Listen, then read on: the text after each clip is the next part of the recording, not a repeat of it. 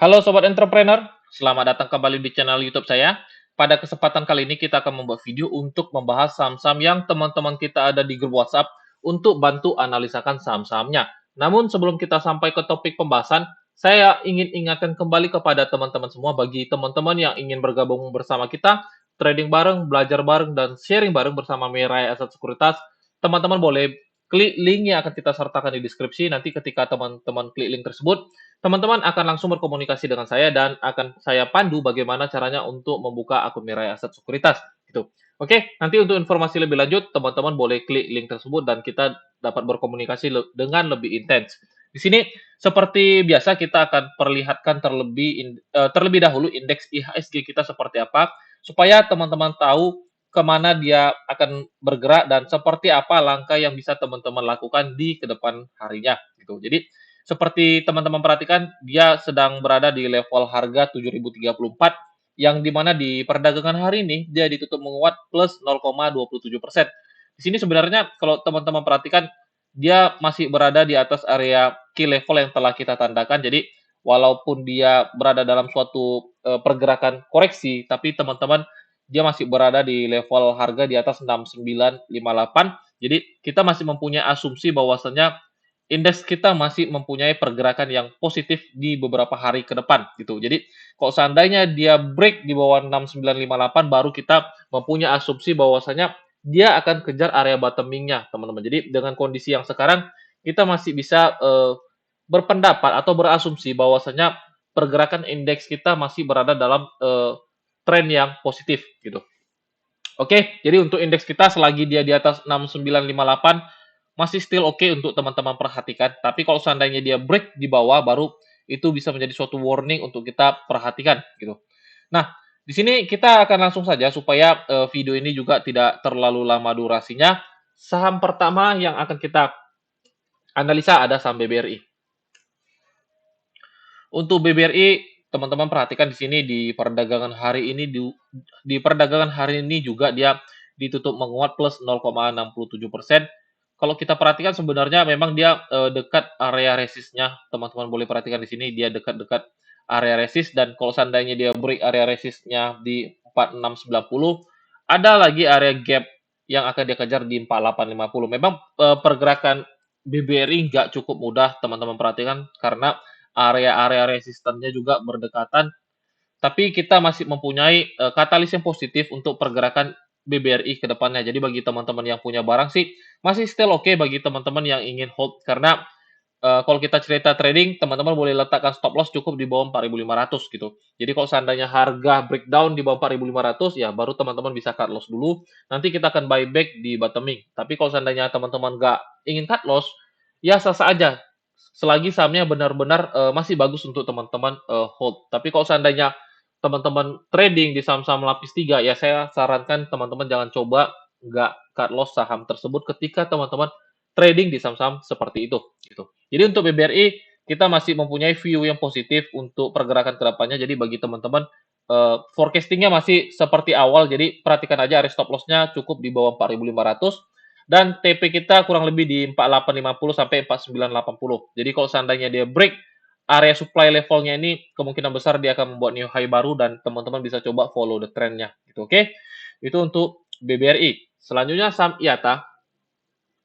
Saham IATA ini dia akan melakukan right issue tapi saya nggak terlalu ikutkan right issue-nya di harga berapa karena saya pribadi juga nggak punya barangnya dan bagi teman-teman yang ingin coba entry saya sarankan sih lebih baik entry lah di area-area support dia ini teman-teman. Jadi dengan area sekarang di level 140 kita lihat stop loss-nya sendiri cukup di bawah 130 ada berapa persen? Ada sekitar 7%.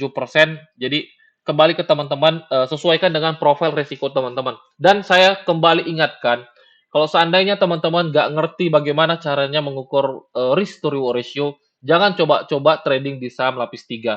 Kalau seandainya juga teman-teman masih minim pengalaman, jangan coba-coba scalping. Apalagi udah minim pengalaman dan nggak pandai mengukur risk to reward ratio, teman-teman. Itu sangat disayangkan. Saya berulang kali selalu mengedukasi melalui video, teman-teman. Saya nggak bosan-bosannya selalu mengingatkan. Tapi sangat disayangkan, masih banyak juga yang men-chatting saya itu selalu, "Pak, bagaimana ini, bagaimana ini?" Itu ya jujur sih, saya sebenarnya sangat kecewa ketika teman-teman tuh nggak belajar dari pengalaman teman-teman dan dari apa yang saya sharingkan. Jujur saya sedikit sih agak kecewa ya, apalagi saya udah berusaha sebaik mungkin mengasih analisa ya, namanya analisa itu teman-teman harus mengerti, nggak ada namanya 100% akurasi. Tapi yang paling penting adalah ketika teman-teman tertarik dengan analisa tersebut, ukur historical ratio-nya dan sesuaikan dengan profil risiko teman-teman. Jangan nanti ketika teman-teman entry, ya teman-teman nggak ukur risikonya terlebih dahulu. Rupanya harganya kena cut loss ya, teman-teman nggak siap untuk cut loss. Itu yang berbahaya, teman-teman.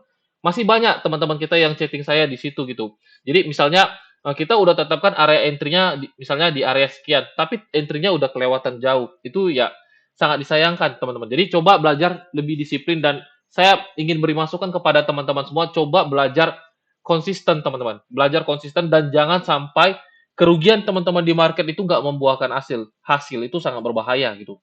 Tidaknya ada pengalaman atau uang sekolah yang bisa teman-teman persiapkan supaya apa? Supaya raportnya setiap bulan ke bulan tuh mulai membaik. Jangan nanti misalnya hasil di bulan Juli sama seperti di bulan Agustus. Hasil di bulan Agustus bahkan di bulan September lebih buruk daripada bulan Agustus. Itu sangat berbahaya gitu. Jadi kalau seandainya teman-teman minim pengalaman, belum mengerti bagaimana cukup untuk mengukur historical ratio, ya saya sarankan skip trading di saham gorengan. Jangan terlalu dengar apa cakap influencer yang ada di media sosial, teman-teman. Jangan terlalu dengar. Kenapa? Ya, mereka punya dana gede, mereka punya komunitas yang dimana mereka akan masuk terlebih dahulu baru sampaikan ke publik, teman-teman. Jadi nggak semua apa yang ditampilkan ke media sosial itu benar adanya gitu. Nggak semua yang ditampilkan ke media sosial itu benar adanya. Jadi jangan sampai teman-teman tuh kemakan gitu. Karena jujur saya sebenarnya sedikit agak kecewa ketika banyak sekali WhatsApp teman-teman atau bahkan Telegram teman-teman chatting saya pribadi ya seperti itu, nggak ada perkembangan gitu. Memang sih saya bukannya kecewa atau bagaimana, tapi sangat disayangkan gitu, sangat disayangkan. Apalagi misalnya kita sudah membuat analisa, tapi teman-teman tuh nggak menjalankan dengan profil resiko teman-teman, sehingga ketika harga masuk ke area stop loss, teman-teman nggak rela cut loss, itu sangat disayangkan gitu. Jadi ketika saya membuat analisa, lihat resikonya, saya berulang kali, lihat resikonya 5%, ukur berapa siap kehilangan. Kita katakan 500 ribu, udah masuk 10 juta. Jika kena stop loss, wajib cut loss. Jangan lagi bertanya, "Ya cut loss, ya cut loss." Ya berarti teman-teman nggak ukur risiko. Ketika teman-teman sudah mengeluh seperti itu, berarti teman-teman tuh nggak siap entry di market. Ya saya sarankan sih lebih banyak belajar lagi. Lebih banyak belajar lagi dan saya sarankan kurangi terlalu banyak masuk ke dalam grup. Jujur aja saya katakan, kurangi terlalu banyak masuk ke dalam grup yang tidak mendidik teman-teman. Kenapa? Karena semakin banyak grup yang teman-teman masukkan, ya akan semakin banyak fear and greed yang akan teman-teman temukan. Tandanya apa? Teman-teman tuh nggak akan punya kepribadian yang kuat gitu. Karena apa? Terlalu banyak grup yang ingin teman-teman resapi. Terakhir, terlalu banyak manipulasi di grup-grup tersebut, terlalu banyak manipulasi di mana-mana. Sehingga teman-teman berpikir, oh di sini ternyata grupnya bagus, di sini ternyata grupnya bagus. Nggak seperti itu konsepnya untuk bisa survive di market, teman-teman. Karena yang bisa membuat teman-teman survive di market, yang bisa membuat teman-teman make money di market itu hanya diri kita sendiri.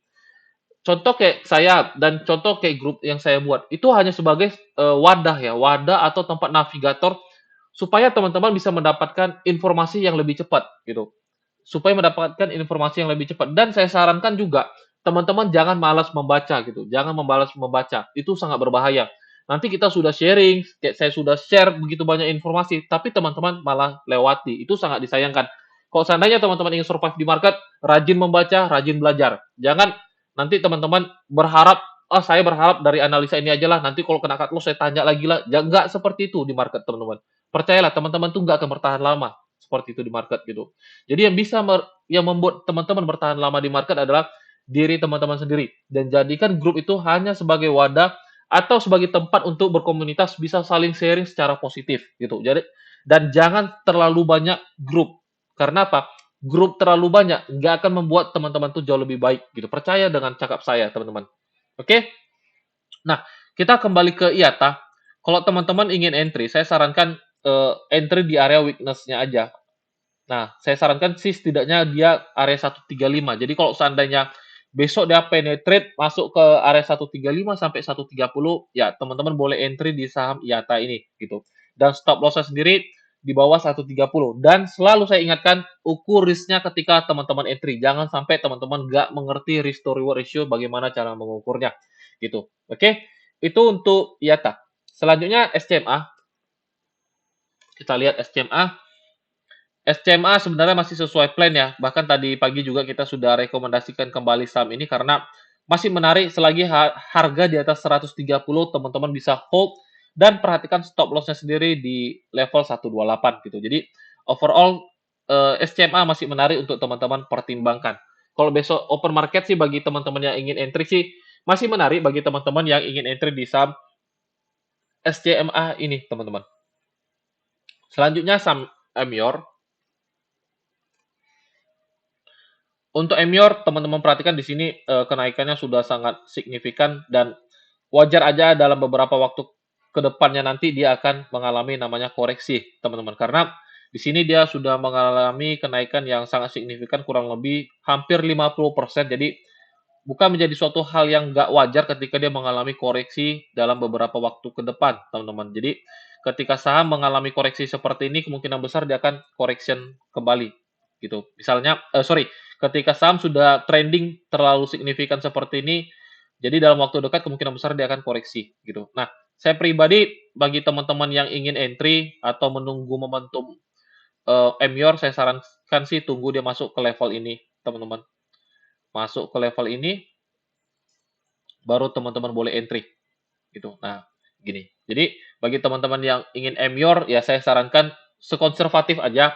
Kita tunggu swing low-nya terbentuk seperti apa, structure barunya kebentuk seperti apa, koreksinya terjadi, atau tunggu dia memasuki area demand level yang telah kita tandakan gitu. Jadi untuk Emior sendiri mungkin akan memakan waktu kurang lebih seminggu atau 2 minggu ke depan untuk dia sampai ke area ini, teman-teman. Gitu. Oke? Itu untuk Emior. Bagi teman-teman yang mau entry sih saya sarankan wait and see aja. KRYA selanjutnya. Untuk KRYA sendiri, teman-teman boleh perhatikan ini saham lapis 3 dan di sini dia baru mulai IPO per tanggal 25 Juli. Teman-teman perhatikan dia langsung trending ke atas di sini.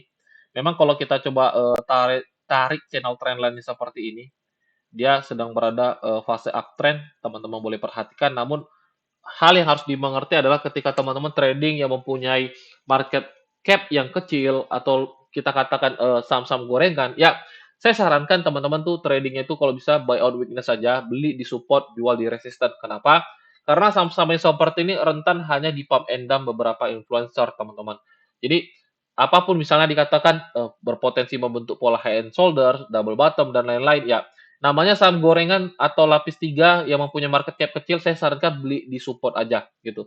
Lain hal kalau seandainya teman-teman ingin coba day trade, misalnya beli sore jual pagi, ya teman-teman bisa manfaatkan volatilitasnya ketika dia membreak suatu area penting dengan candle yang impulsif, ya teman-teman boleh melakukan BSJP dan jual di pagi hari. Tapi dengan kondisi sekarang yang dimana teman-teman suka follow the trend saham-saham gorengan, ya saya sarankan teman-teman beli di area support. Kenapa?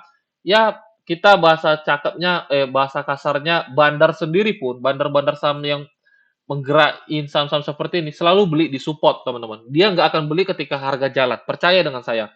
Jadi misalnya, kalau untuk saham carry ya saya sarankan sih beli di area-area support. Setidaknya, ya kemungkinan besar masuk area-area ini, teman-teman. Jadi kalau mau entry, mending masuk dia di 226 sampai 228 baru teman-teman entry.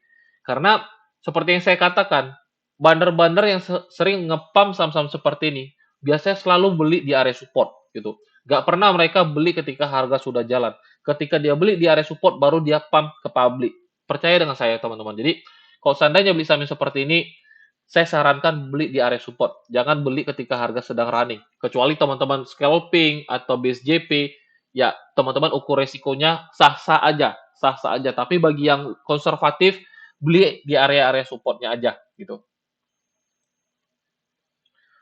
Untuk Bevin, kita lihat. Untuk Bevin masih sangat menarik untuk teman-teman cermati. Kita lihat secara secondary trend, kita temukan di sini dia break area channel trendline-nya. Teman-teman perhatikan, dia break area trendline bearish, di sini dia mampu bertahan Dan kalau seandainya teman-teman ingin entry sebenarnya saham Bovin ini menarik, ada potensi up teman-teman. Kalau kita buat metodenya seperti ini, bentar ya. Nah, stop loss sendiri cukup di bawah 1050. Kita lihat untuk TP1-nya terlebih dahulu.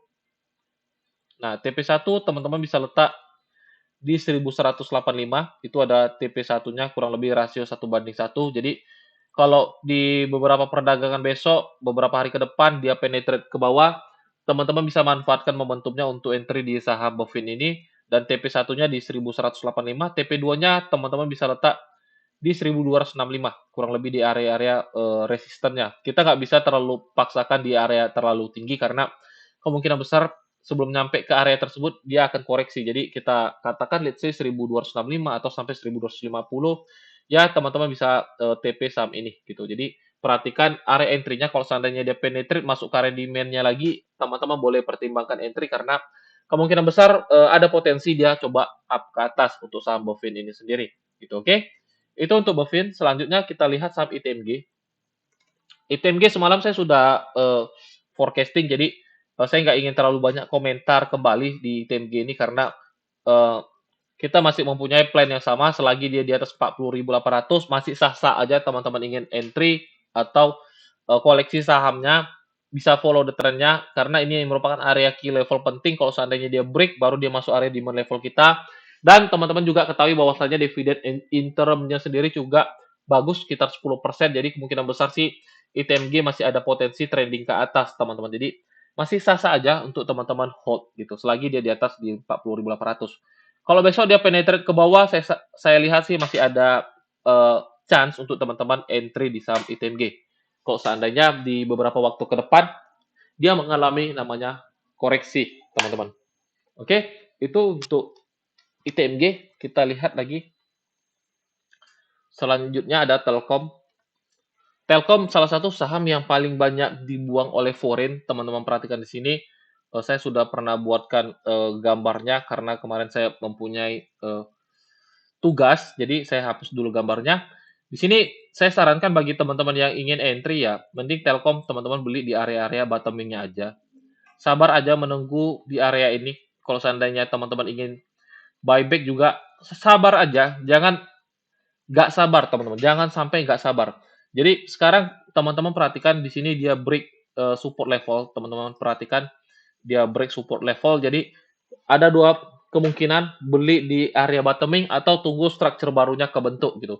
Jadi selagi dia masih dengan berada di harga sekarang, pembentukan structure market yang sekarang, ya tahan posisi, jangan mengambil posisi apapun, mending tunggu dia bisa beli di buy on weakness gitu. Di area 3940 sampai 3830. Jadi tunggu aja, sabar aja sampai dia masuk area ini, baru teman-teman bisa buyback lagi saham Telkom ini gitu. Kemungkinan besar sih ada potensi dia menuju area ini. Kemungkinan besar seperti itu. Gitu, oke? Itu untuk Telkom. Selanjutnya kita lihat saham WMUU. Sorry. Nah, untuk WMUU sendiri di sini memang kalau secara tren teman-teman perhatikan dalam fase yang benar-benar majority strong bearish. Nah, bagi teman-teman yang ingin entry di WMUU memang yang menjadi spekulasi adalah dia tidak membuat new low baru sejak 19 September. Teman-teman perhatikan 20 September di sini dia tidak membuat new low baru, dan kita bisa mempunyai asumsi bahwasanya ada yang mencoba menjaga harga atau standby buyer ada di sini gitu. Jadi bagi teman-teman yang ingin entry WMUU ya spekulasinya bisa-bisa aja karena risk-nya juga terlihat jelas cukup di bawah 108. Tapi ingat ketika harga WMUU ini benar-benar break di bawah 108, wajib cut loss sahamnya. Kenapa? Saham ini benar-benar berada dalam fase strong bearish, teman-teman. Benar-benar berada dalam fase strong bearish. Jadi bagi yang ingin entry, sah-sah aja manfaatkan momentumnya karena memang dalam beberapa waktu belakang dia tidak membuat new low baru, berarti kita mempunyai asumsi bahwasanya ada yang mencoba mengakumulasi di area ini gitu. Tapi tunggu, teman-teman harus pastikan juga ukur risknya terlebih dahulu ketika teman-teman ingin entry. Karena apa? Segala macam planning tidak lepas dari namanya kesalahan dalam menganalisa teman-teman. Karena market itu tidak ada yang bisa menganalisa 100% tepat, tapi teman-teman bisa perhatikan ketika dia berada di area ini, ya teman-teman bisa coba pertimbangkan untuk spekulasi dan perhatikan area stop loss-nya sendiri cukup di bawah 108 gitu. Oke, kita lihat stop loss-nya berapa persen. Hanya sekitar 4,2%, jadi ya worth it aja lah. Kita katakan toleransi sampai 5% juga masih menarik untuk teman-teman cermati gitu. Kalau ditanya kapan jalannya, ya kita nggak tahu. Jadi teman-teman kalau udah entry, jangan tanya kenapa lama kali jalannya, kenapa nggak jalan-jalan. Ya namanya saham tersebut adalah saham swing, ya kita nggak bisa jawab kapan jalan. Yang penting kita punya plan selagi harganya di sini, ya saya hold gitu. Kalau seandainya nggak sabar hold, ya boleh switch ke saham yang lain gitu. Jadi, jangan nanti teman-teman entry, siap itu tanya, "Ya nggak jalan-jalan sahamnya?" Ya, saya sih sarankan jangan seperti itu pemikiran teman-teman, karena akan merusak psikologi teman-teman nanti trading-nya ke depan, gitu. Oke, selanjutnya saham Citra, ini saham terakhir yang akan kita bahas di video ini. Sorry. Nah, saham Citra sendiri memang di sini dia, mengalami momentum yang bearish, teman-teman perhatikan kemarin kita coba tarik channel channel trend line-nya, namun dia kembali koreksi ke bawah, namun it's okay, nggak masalah. Di sini teman-teman perhatikan memang dia tidak membuat new low baru, jadi perhatikan kalau seandainya harga break di bawah 905, ya teman-teman wajib cut loss, karena apa? Karena berarti tandanya dia membuat new low baru atau lower low baru, berarti itu menjadi suatu, signal bahwasanya saham ini akan lanjut turun, dan ketika signalnya keluar dia akan lanjut turun, teman-teman jangan nggak rela cut loss. Karena apa? Nanti teman-teman akan sangkut dan bahkan floating loss-nya bisa lebih besar. Jadi teman-teman yang, trading, ingat, saya nggak bosan-bosan selalu katakan ukur risiko, selalu katakan ukur risiko, karena ya itu penyakit trader di market, teman-teman. Dia entering, dia nggak ukur risiko, itu sangat berbahaya gitu. Nah, jadi bagi teman-teman yang ingin, entry Citra juga areanya masih menarik karena, seperti WMUU dia dalam beberapa waktu ini dia tidak membuat new low baru juga, jadi kita bisa coba spekulasi di area-area ini dan jaga-jaga dengan stop loss di bawah 905. Jadi misalnya harganya break di bawah 905, ya teman-teman saya sarankan lakukan pembatasan risiko terlebih dahulu, gitu, oke? Mungkin ini aja saham-saham yang kita bahas di video kali ini. Semoga saham-saham yang kita bahas bisa bermanfaat bagi teman-teman semua dan juga bisa menjadi suatu insight bagi teman-teman semua. Dan kembali saya ingatkan kepada teman-teman yang ingin bergabung bersama kita, trading bareng bersama Mirai Asset Sekuritas, teman-teman boleh klik link yang akan kita sertakan di deskripsi. Nanti teman-teman akan berkomunikasi dengan saya dan saya akan pandu bagaimana caranya untuk membuka akun Mirai Asset Sekuritas. Oke, sampai di sini aja pertemuannya. Sampai jumpa di video-video selanjutnya.